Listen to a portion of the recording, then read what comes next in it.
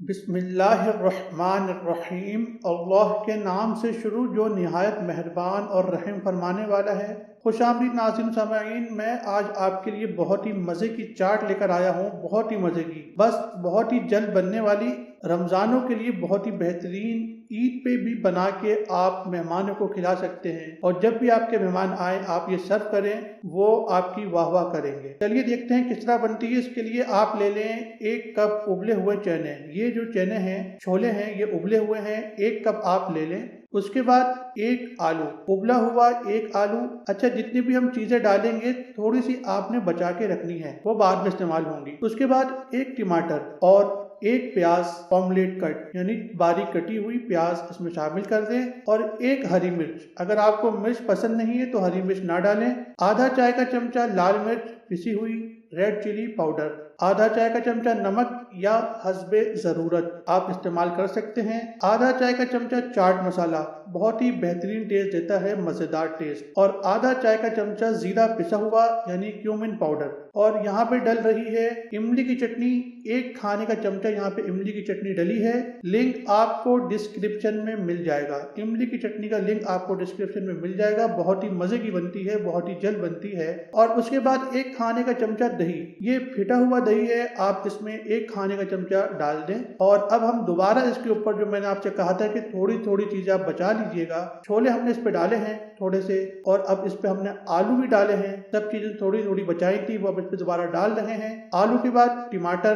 प्याज भी अब इस पे हम डाल रहे हैं। और उसके बाद इमली की चटनी और दही। दही और इमली की चटनी, इमली की चटनी का लिंक आपको डिस्क्रिप्शन में मिल जाएगा। और उसके ऊपर थोड़ा सा हरा धनिया, फ्रेश कोरिएंडर लीव्स बारीक काट के आप इस पे गार्निश कर दें। देखिए झटपट बहुत ही मजे की चना चाट आपकी तैयार है। वीडियो अच्छी लगी हो लाइक शेयर कमेंट करना ना भूलिएगा। मिलते हैं अगली वीडियो में। अल्लाह हाफिज।